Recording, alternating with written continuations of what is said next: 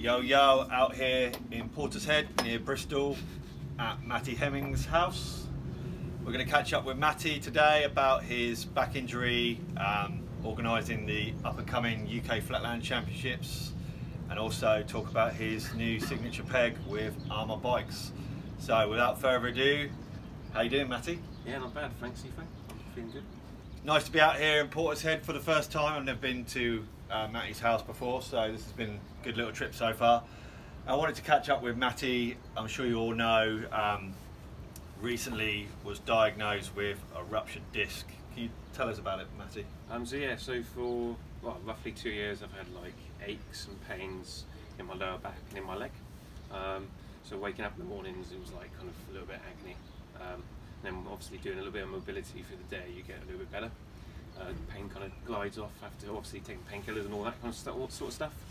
I was seeing a chiropractor for 2 years who told me it was a posture issue. So obviously taking the advice of a professional, I basically started doing exercises with the lower back stuff. And again recently it was this year when it flared up and I couldn't get out of bed. And I had to cancel some events that were booked in.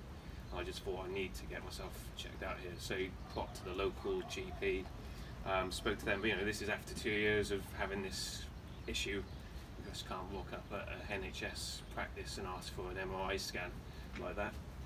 So they gave me the option of going privately. So I went private, seen some consultants, and then from there we had the MRI scan, and obviously the results that came back was a ruptured disc, which was quite serious at the time. They were quite concerned of how I've physically been able to do what I've been doing for the last 2 years. And then we found out it was a ruptured disc, and it was touching my nerve that runs down my, it's between your spine, that controls your bowels and any functions between, below the waist and all that sort of stuff. So it was quite a serious and scary time. But within obviously them 3 weeks, it was like, whoa, obviously work. There was contests booked in, there was lots of stuff that I was like, I wanted to do, and then I had to basically kind of change that, and within them 2 years, it was just, I was told it was a posture issue, so quite glad. So for the record, how old are you? I'm 30 now, but at the time I was 28. At that time, obviously, when we were in Germany, I was competing at Cologne, and the day after, I was just aching. It was every day really. So you first noticed the back pain when you were 28, 2 years ago. What can you recall? What the first sort of feeling was? I mean, it's quite common amongst Flatlanders to have back injuries, or like back pain, I should say. So, did you think anything of it? What was your? I just thought maybe basically. Obviously we had the UK Champs that weekend at the Wheels of Fins Festival in 2016. So basically it was a couple of days after I went out riding, and then I just kind of that morning started aching a little bit, and then I just physically couldn't move, touch my toes. I just thought I might have tweaked something in my back, as you do, spinning around and kind of hucking your body in different positions. And also some of the tricks I do, I'm always arched over because of my height as well. I don't think that helps. Flatlanders who are quite tall. I think it flared up then, and I didn't really see much. I wasn't really concerned. I just thought it must have been me tweaking it. Obviously I was in pain, but at the time it was just like, tweak my back, I'm sure it'll be fine in a couple of days' time. I'll chill out for a few days, and unfortunately it didn't go that way. It was constant pain from day one then. Wow, for 2 years, that's insane. So, what was the process like of being diagnosed? So you went to a chiropractor, you said. Can you talk a little bit more about that? So obviously with BMX, like riding Flatland, you're always arched over. Obviously if you're spinning the one direction, your body's going to be leaning to one side. I think this is stuff that some of us know, and then some of us don't really pay much attention of. Your body kind of develops and kind of goes with whatever's, like golfers, if you're swinging the one way, that one arm is going to be stronger than the other, and you end up twisting yourself. So I think these are the sort of things we don't do as riders. My warm-up used to be a hang five. I think Alex Kimmelin mentioned about his warm-ups and all that once before. We just do tricks to warm up, and I think that's something that might have actually kind of helped in some situations of obviously making me have this injury, because I wasn't doing the proper stuff. Made me jump. Don't know about you at home, but I just jumped. Yeah, so what you mentioned, warm-ups. So now moving on, your decision, you're a professional rider, like you are actually by definition a professional rider, is how you earn your living. Yeah. If you're listening to this at home, if the NHS is the National Health Service here in the United Kingdom, which is a free service, but you decided to go private. Yeah. If you take the NHS, you're going to be on a waiting list, which can be anything up to 2 to 5 years, right? Well, this thing, well, I suppose the number of months you could wait is probably 18 months, or as It can be longer though. yeah, it can be longer. And I think due to the symptoms I had, obviously I just had an ache and pain, but I could, I could walk in and walk out. So I think for them, I'm not a priority. No. Where if I went in, obviously I had issues with my bowel and all the rest of it, I probably would have had the scan straight away and all the rest. But within 2 years you just can't lock up and expect to be treated there and then. Yeah. So the option was, which the GP at the time said, if you can fund it, you could go private, and that's what I did. I thought I'd just go private. Can't fault the treatment with the NHS, it's amazing to have it, but obviously when... Oh yeah, I'm not saying that, but you're obviously a professional rider, so if you're doing shows and you have to wait 5 years, that's well, that's the thing. That's you're going to be 35. Yeah, and that's the long-term damage as well, because obviously that ruptured disc was pushing against my nerve, so I could have nerve damage if left, which is what the surgeon said. If left, there's a possibility that I probably wouldn't be walking. Yeah. Just because of the nerve damage and pressure it was putting on to that nerve, and obviously that's the reason why I was having pains in my leg, and also in my ankle at some point as well. It was running down my leg into my ankle. So it was, proper. Was it quite stressful with announcing the injury, like with sponsors? I noticed you were. I know you quite well, so you were quite calculated how you did it. Yeah, so I waited obviously to have all the results back. So we obviously went for the CT scan as well, because obviously they needed to find out if it was bone, if it was fluid, or what it was that they had to basically remove. So we had that. I waited for all that to come through, and then obviously then the surgeon at the time was Dr. Indepth, who's a was a neurosurgeon. Basically turned around and told me what obviously we needed to do and all the rest of it. So then that's the time when I thought, right, I need to let the sponsors know. And yeah, all the sponsors kind of helped and they were supportive. Jimmy's Iced Coffee, as always, kind of, they were, as a brand, they were all about having fun, and they just keep you kind of on that level. So spoke to them guys, and they were really supportive, and they still ask how I'm getting on at the moment, and just want me back on the bike. So for sponsor wise, as a brand, it's not just basically giving you some kit and supporting you, but actually your health and everything else and how you are. It's good, like, well, basically a family and all a team to be a part of, and so I'm glad with all the support from them, to be honest. Has the injury to your back made you question your lifestyle? Yeah, I think my lifestyle was, well, it was good at the time anyway. Obviously, apart from any time I go for a rise or jump on the bike, I never really warmed up properly. Just doing a hang fives, I think that was not going to help. You do a few basics, get the body going, get the blood flowing, and then start doing the tricks. I think that's something that's I've changed. I'm going to be doing more stretches, more warm-ups before I go on. But as we discussed, like, your lifestyle's like, I would say you're going to spend 40 to 50% of the time on the road, aren't you? Yeah, so that could have a factor. That's something as well. Well, overall, I think it's just going to look at everything. Obviously, nutrition, obviously exercise, what I'm doing on the bike as well, certain tricks. Because obviously I've had a ruptured disc, this could actually happen again. So I need to make sure that the muscles around that spine are going to be locked and tight, and that's something that obviously I've got to sign off with the surgeon to be able to do the recovery, which is going to be the physio and having a gym for 3 months and personal trainers and people there in that profession, and also because obviously it's private healthcare. These guys actually know what they're talking about as well. Not to say you don't if you're not in that in that area or that kind of department, but this is where now I'm getting back on track and I've gone to the right people, where before I never went to the right people. And obviously I was diagnosed with something else, and luckily, due to me waking up one morning and going, right, I need to get an MRI scan here and find out actually what's going on, we've managed to find it out, and also found out what it was in time, because ruptured disc, pushing against your nerve, that is serious. Yeah, so you announced, when did you announce? Like beginning of May, was it? Yeah, the beginning of May. Pretty close to your operation. You're really near having the operation. So, how long ago did you have the operation? So basically, it's probably worked out to be about 3 weeks ago now. So I basically, it took 3 weeks to obviously have all the scans, all the consultant stuff with the surgeon, and also with some of the doctors as well.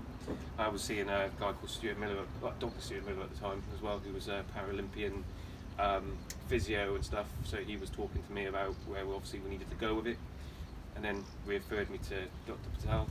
And obviously after that point is where all the kind of tests and everything had to go through, and he had a slot there and then on like the Tuesday, which was about 5 or 6 days before.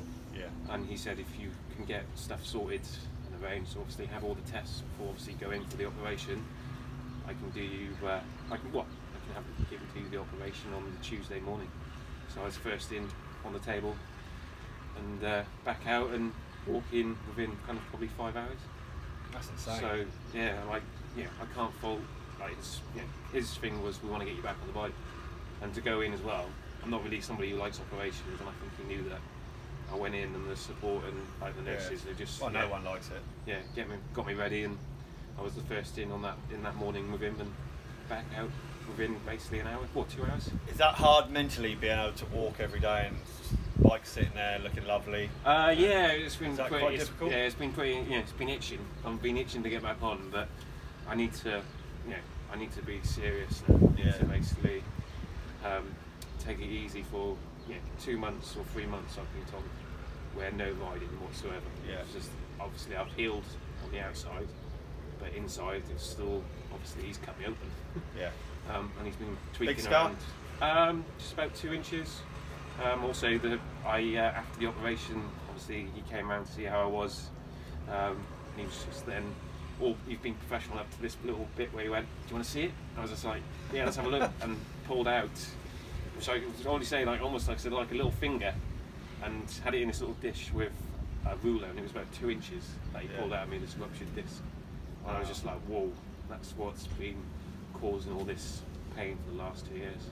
God, it must be a relief though. Yeah, it's a relief. I can wake up now and I can just walk around and I'm pain free, so I can't fault it really.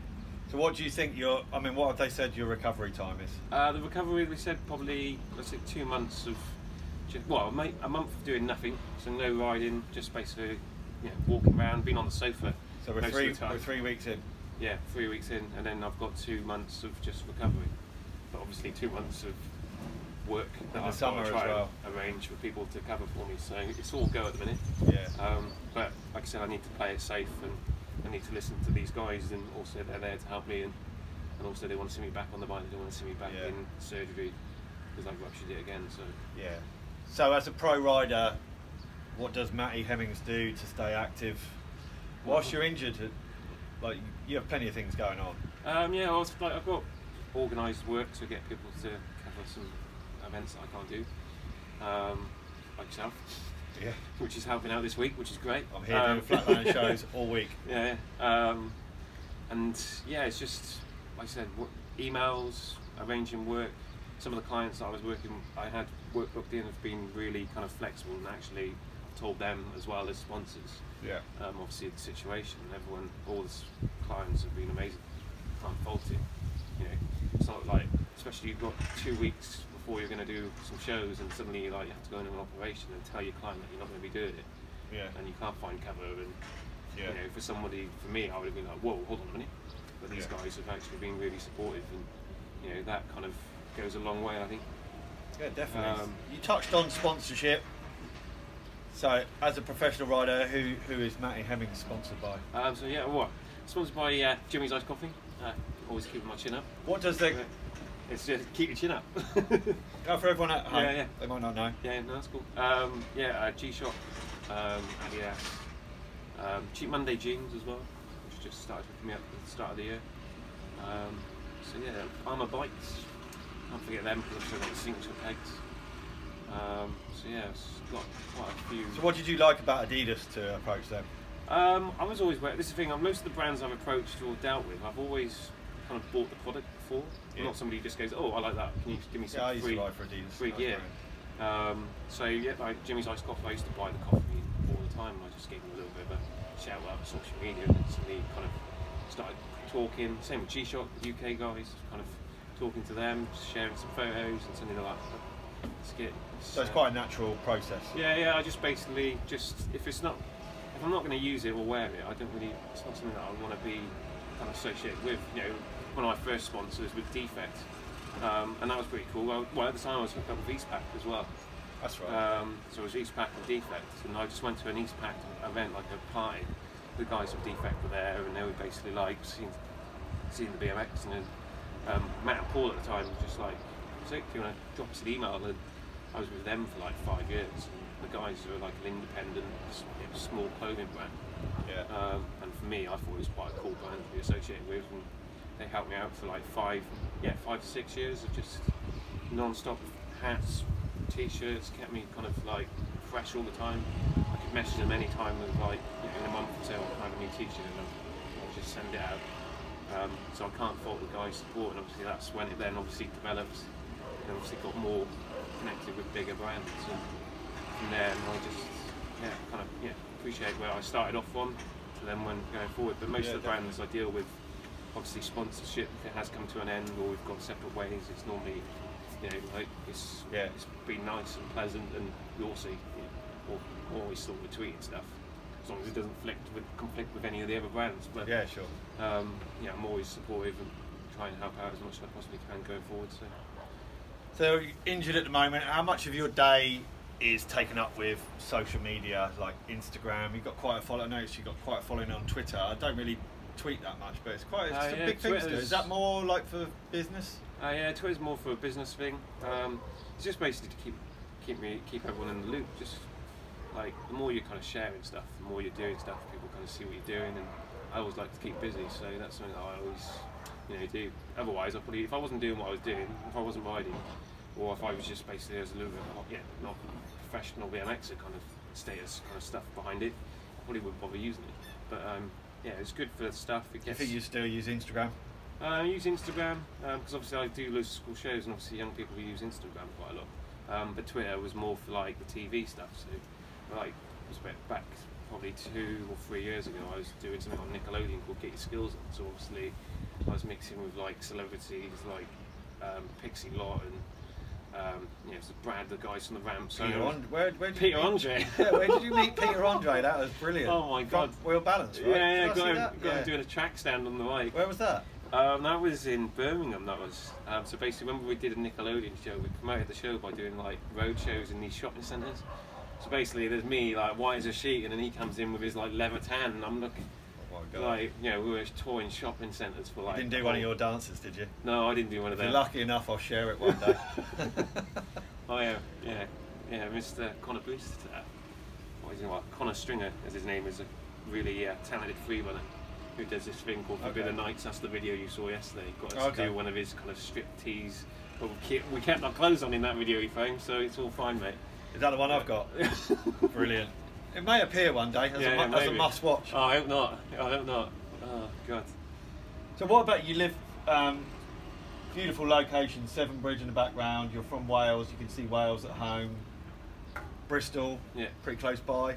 Where do you normally ride at? I normally ride at a place called At Bristol. So if it's like this, then I'll be there. So that's if I'm doing... So what is At Bristol? Basically it's just a nice, flat... I would almost say it's level. It's got a bit of a slight slope. But to be honest, it's nice. It's like slabs, but it's perfectly smooth, and there's no kind of, you know, it's not like really grippy. Yeah.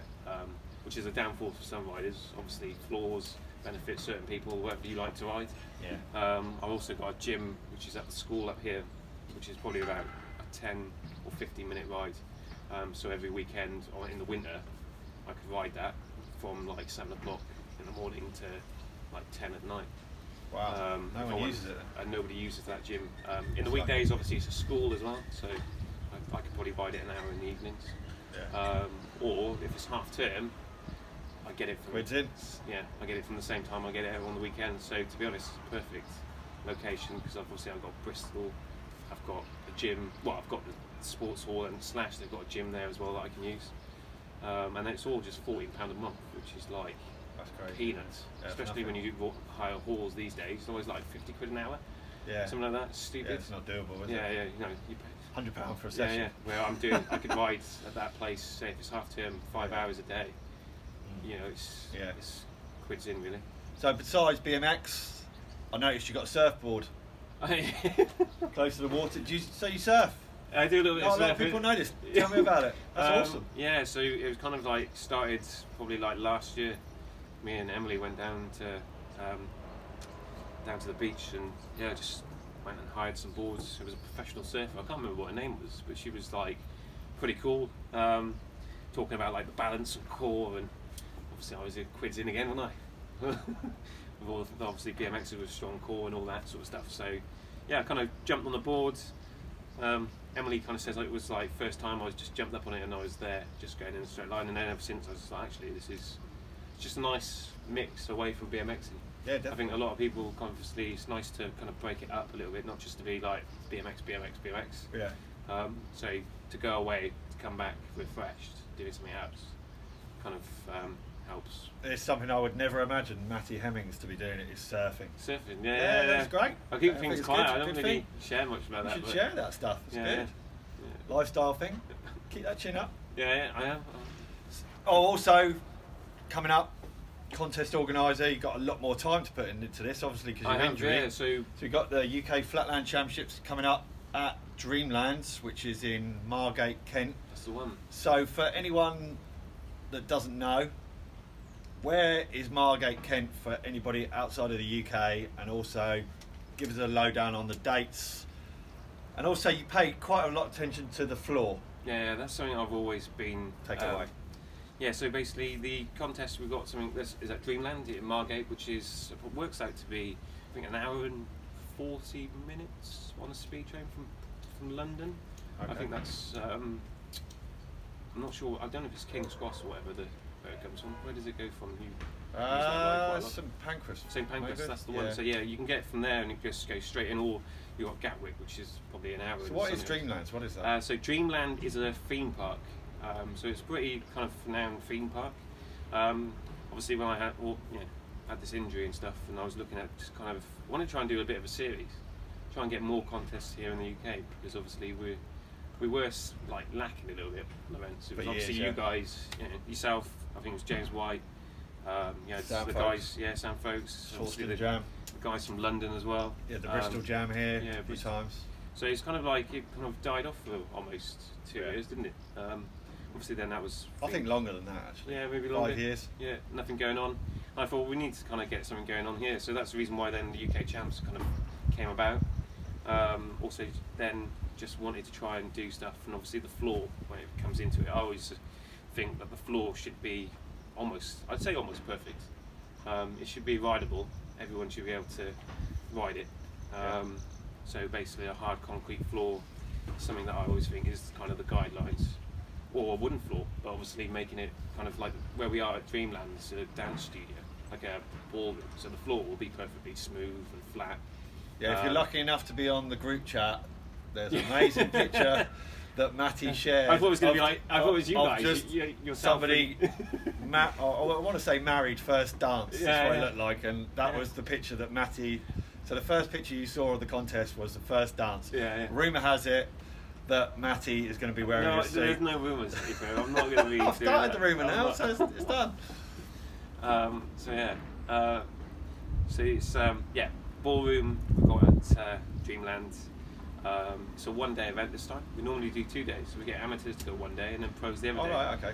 But this time we're having everyone together, which I think will be quite a cool atmosphere, because obviously some amateurs can't go to the pro comp, and obviously they want to get kind of motivated, and obviously you can see all the likes of the pro riders turn up. especially when, I'm sure yourself, like, turn up at a BMX event and you see pro riders riding, and you're kind of like, whoa. I remember that when I saw. Definitely, yeah.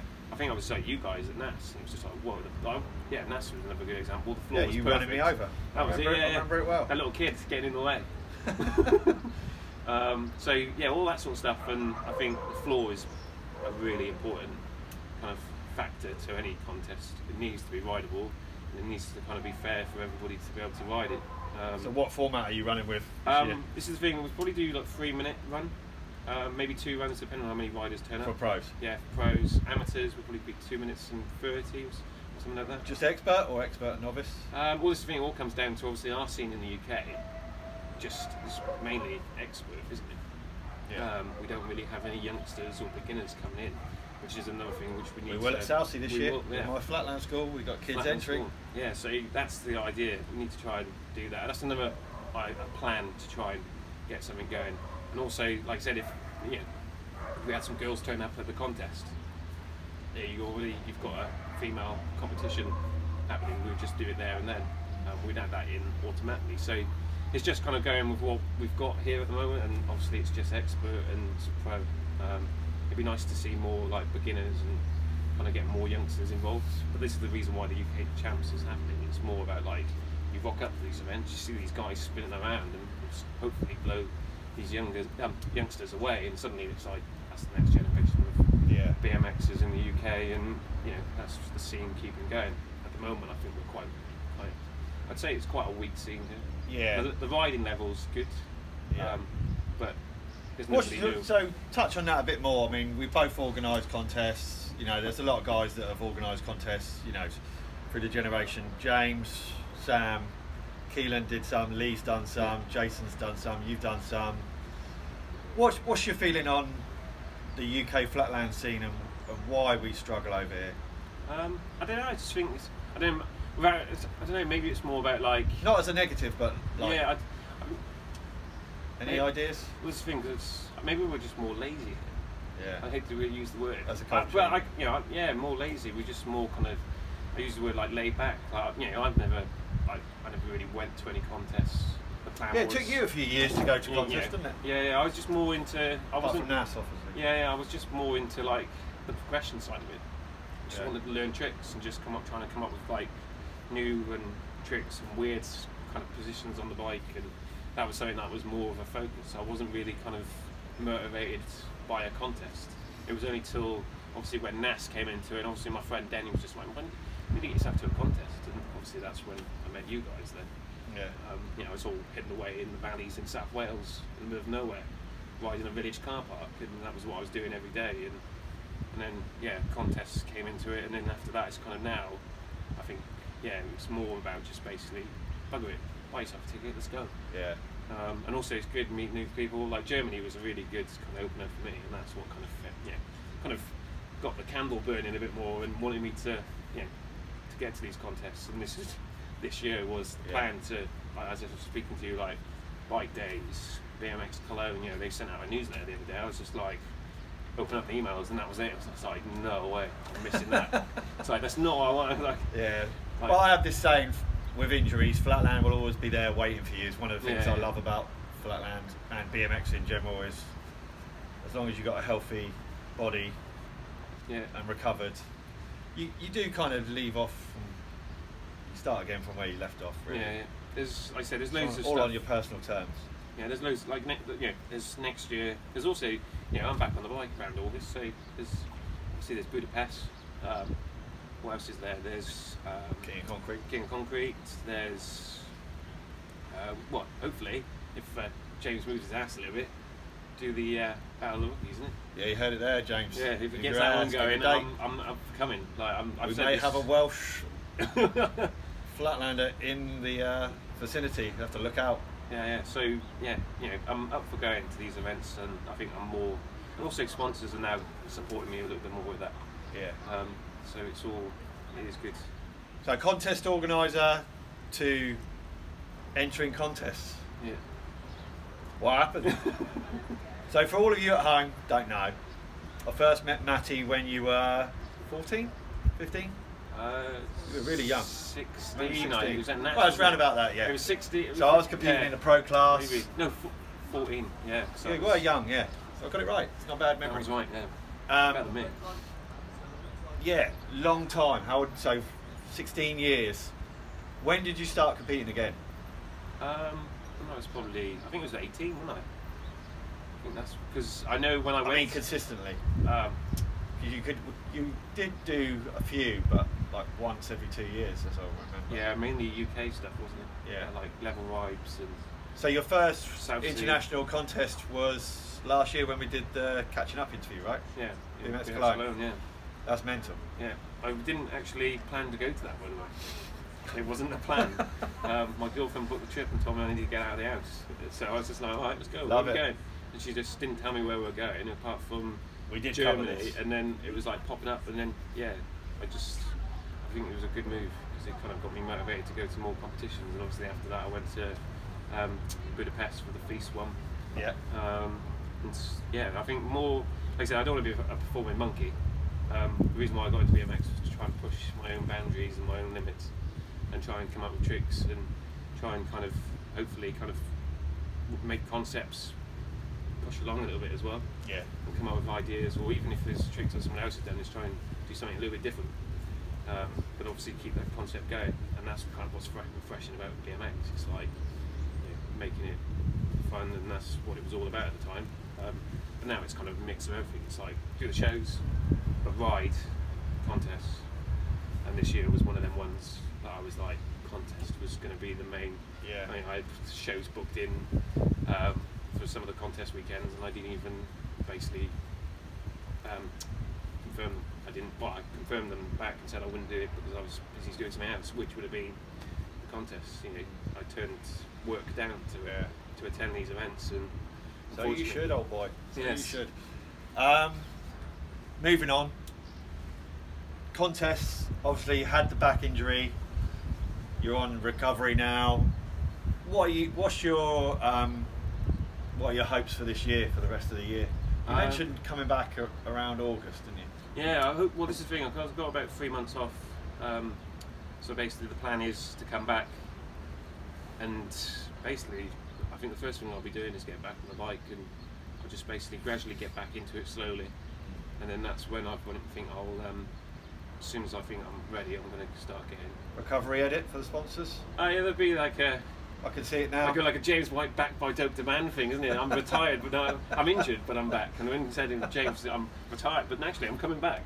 So yeah, I might do something similar to that, but more like tricks that Denny's been sharing some old photos of me doing, and I think I'm going to try and relearn some of them tricks because they're not. Yeah, good point.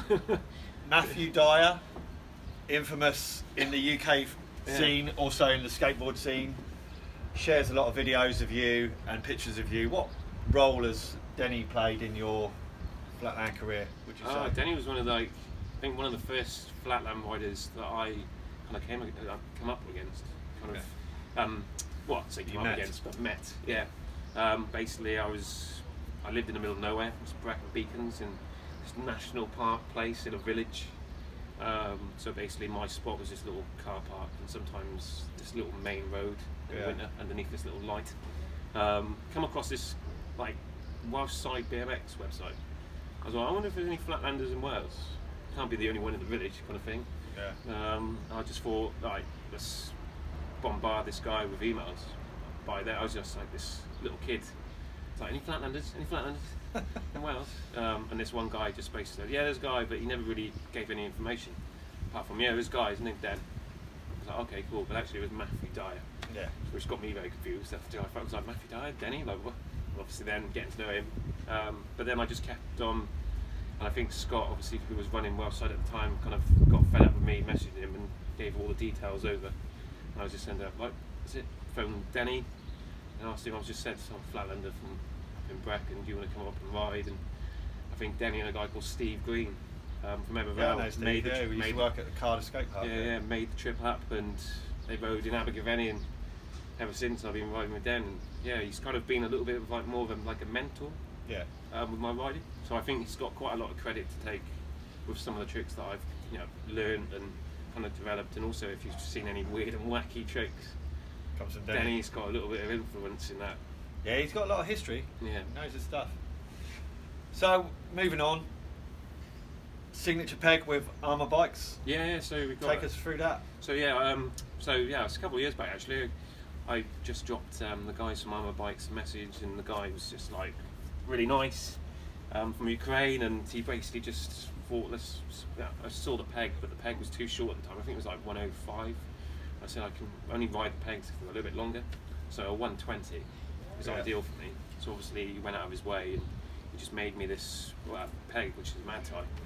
And then we've just come out with a new model, which got the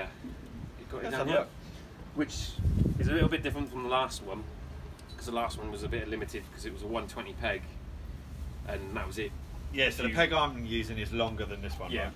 and that you can't do anything with the one that you've got, because that's how it comes. But with this one, obviously you can 112 length, but because I like long pegs, we came up with these Extenders. so adapters to go on the ends, which then obviously I think they're 4 mil, which then if I add 2 of them, it makes it 120 for me, which is perfect for my riding, and also my size of my feet when I'm pivoting on the peg. Yeah. Something which actually the feedback I had from some of the riders at BMX Cologne. So Des mentioned something about like the option. Like it'd be nice to see it, so you have an option of length, than not just have it one. And that's basically something. Then I thought actually that'd be a bloody good idea. Let's see if. Yeah, it's good when you can. Spoke to the guys from Armour Bikes and told them, this is the feedback from some of the riders. Shorter peg, but adapters, so we can make it longer or shorter or whatever to suit whatever riders like the peg length. Also nylon caps as well. So obviously some people ride marble floors or sports halls. Me. Yeah. Which some obviously when you got the guys looking at your pegs and they're like, hold on a minute. Yeah, they don't let you. So these basically help having nylon pegs, because obviously that makes it more kind of, you're more likely to get that spot, which yes, you are. Yeah. Basically helped me out by having a nylon Respect peg. the spot and all that. Yeah, which has helped me with the sports. But also, it looks a lot classier. Let me say that. Yeah, it's like basically it's a bit more modern as well, which we wanted to go with. To you, yeah, that's the one. So we wanted to go a bit more modern. Also like to tie caps as well. So a little bit more modern and nice. Why tie caps? Just because it's the weight, but also it's quite a strong material. And also like if you've got bolts, instead of them snapping on you, they normally bend, which is better than having. If you've got a bolt going into a peg, and you snap it, it's going to go clean off. Where with tie, it flexes, which is better, I think, and also saves you a little bit better. So this is perfect for all that sort of stuff. But obviously a cap is just lighter, but also the material is nice and strong. The grip as well has changed. It's not so hard on the hands. And if some riders basically, I was one of them, it was quite hard on the hands, especially if you've got calluses after back wheel tricks, so holding the peg. So it's a little bit lighter on the hands with the grip, but it's still grippy on the feet. So these pegs for me, I think they're perfect for. So nice development then. Yeah. So where can you buy this peg from? So you can buy these on Armour Bikes, or you can go to Flatland Fuel, or you guys, I think it's 4 pegs from Austria. Yeah, Austria. So they're the guys stocking them at the moment. But yeah, no, I hopefully the riders that are riding, I think Pete's Grant's riding them. You've got a set. I think Des was up. Yeah, Des was riding. Shout out some. to Pete Brandt. So it'd be good to hear the feedback from the riders with obviously the peg that they had. I think they might be riding the 120. Well, Pete's using that one. I don't know if I don't know if he's got the new model or the old one, but it'd be nice to hear what the riders think of it. That's the whole point. I think some brands don't listen to the riders.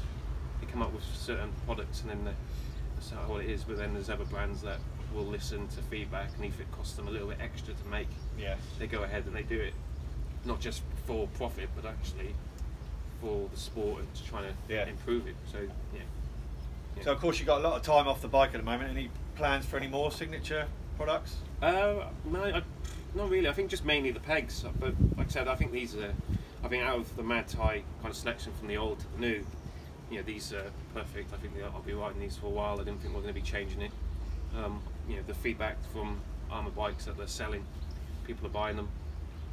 So I think he's even almost sold out.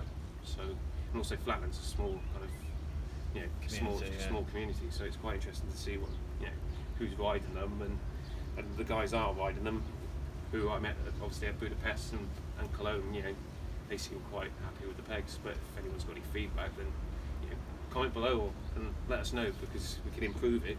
And I'm always up for listening to other people's advice, because obviously it's my peg, but actually no one wants to ride a signature peg. If it helps them in some way to develop their riding, we can tweak it, and it actually might help mine as well. So I'm always up for listening to feedback in all ways. Yeah. So what about moving on from contests, but the Olympics, even bigger contest? Oh, right, yeah. What's your feeling on the UCI and involvement in Flatland? Is this something that interests you? This is thing. I think it's one of them. It's almost like a catch-22, isn't it? You've got the disadvantages and you've got advantages and disadvantages of anything.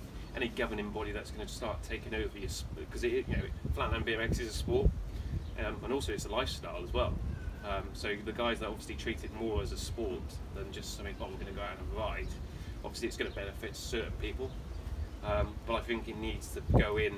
But for you, for me as a rider, are you interested in it? I mean, I'm interested in it in as long as this is the thing. I wanted this. The idea was this year is to attend the UCI events, because I'm speaking to Welsh Cycle at the moment.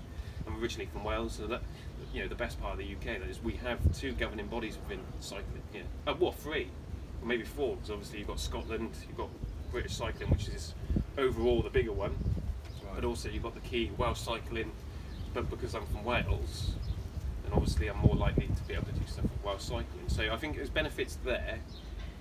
It just depends, obviously, you the rider, where you want to go with it. And also, is it good? Is it going to be good for the sport?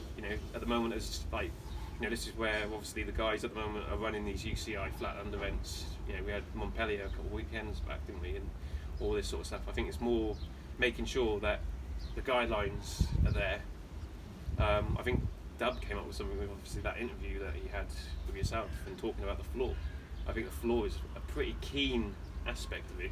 It needs to be right for everyone. It doesn't have to be right. It just has to be affordable, doesn't it? Yeah, it needs Perhaps to be. Marble is not affordable. No, but it. We could all dream though. Yeah, but it needs to be kind of a surface where everybody's going to be like, actually, I'm happy with that.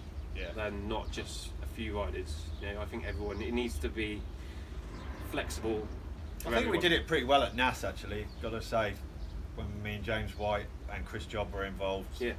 And we had the double birch. Yeah. All the riders, Alex, Matthias, Dub. Yeah. Everyone was there. With Matt Wilhelm were blown away by how good the floor was. So a wooden floor is doable. It's doable, but it's a good standard. Making sure obviously the wasn't the biggest area though. Yeah. I mean, that could be improved.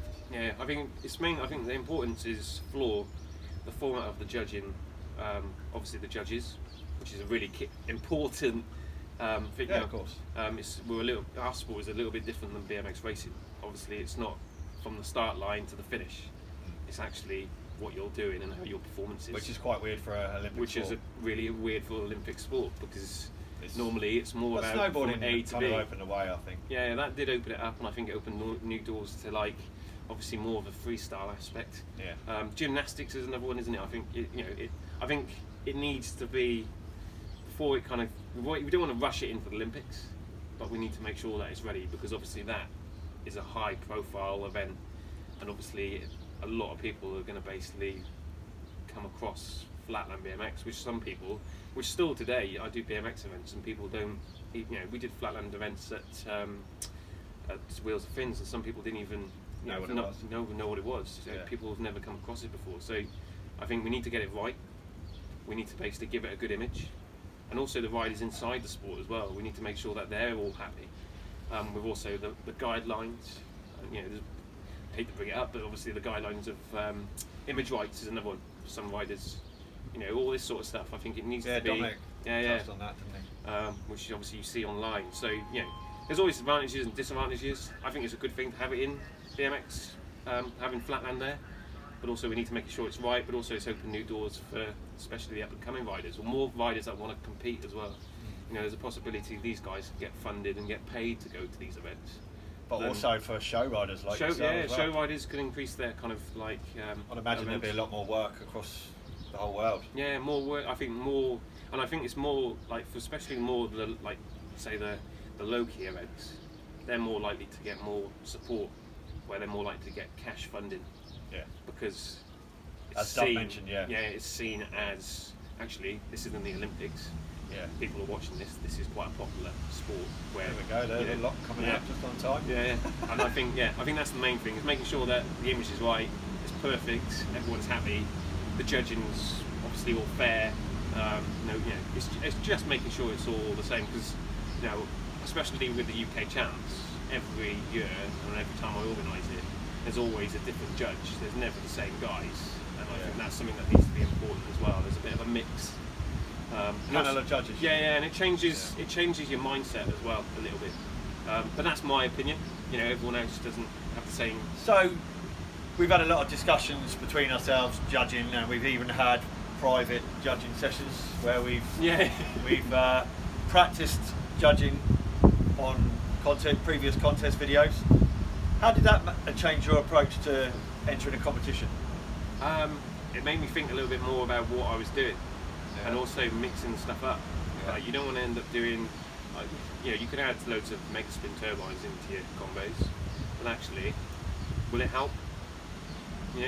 So the idea was, especially at Germany was a good example there, is even if they're almost like two tricks in a combo, but actually them two tricks, they stand out. Yeah. And that's kind of something that I think going forward, and especially when I get back on the bike, the tricks are going to be more, I'm going to try and link more original tricks together. Yeah. And then do less of the less than the spinning stuff, but more of the difficulty tricks, and add them into it. I think that's the thing with contests. I think it's more about, like, the idea is to try and push yourself. Well, obviously you want to get to the top, or in that top place. Yeah. If that's what you want to do. Yeah. Yeah. If that's what you're there for. And I think it's mainly just learning new routines, but actually bringing out all the bangers, and that's what I look for when I'm judging. Yeah. And what's the original tricks, difficulty. I think sometimes people, I think there's a few people like talk about like filler tricks. What is a filler trick and what isn't a filler trick? I think it's making sure your head's actually. Yeah, it's making sure what you're judging. What's a filler for someone is a hard trick for somebody else. Yeah, and I think it's being open-minded. It's not going, well, actually, I could do that, or I've done that. I think actually at the time, what everyone else is doing in that group, it's like with the UK champs when I judge. And you've seen the results. Like, you've been on the other side sometimes, haven't you? Like when we've been a little bit short-handed with the mic, or you've judged and you've got it spot on from what we've got over the other end. And and I think it's making sure that it's. But we practiced it, which is which is easy. Not something I've heard before, actually. Yeah, and that's the thing. I think we've sat down, and we also came up when we did the UK champs. I mean, other guys might do it, but yeah, we actually sat down and tried to work it out. Yeah, and that's the thing. We did do that, and we did it with some old clips from the years before when we did the UK champs. Yeah, which was one of the cycle shows where we had, and we did it. We worked it all out again, and basically tried to make, and the results were always the same. And you looked at it once, I looked at it once as well. We did it separately, didn't we? Yeah. On pieces of paper, and the results, I didn't even see yours until after I did mine. And but I think it's really important to get events right and perfect, and also fair for everybody else. And I think judging is a key factor of that, and what people are looking at for, and kind of their kind of intake on certain tricks. What is a filler and what isn't a filler? What's difficult, what's not difficult, and also pay attention to what's going on. I'm always glued to, if a rider does amazing combos, it's suddenly difficulty's a hard one as well, because like I always remember Sam folks when we used to ride. I think one thing that springs to mind is we were at the Green Mile once, and we were riding with Jason Ford, and we were doing cliffhanger to forward Carl Cruiser to half packer forwards. Sam learns it backwards and says it's easier, and we're just like, you're retarded. But it's subjective. For him it's easier. But that's the thing coming into that. So if you see a rider doing that, and Sam, say if Sam was the judge, and you see a rider doing that in a competition, Sam be open-minded, but actually that's bloody hard. Yeah. So I think that's you have to be open-minded. Yeah, you need to be open-minded as a judge, and that's what I go in as. There's no. That's what I'm trying to say. It's not black and white. Yeah, it's never black and white, and that's how I do things. And obviously yourself, you do things in your way, and we're all individually.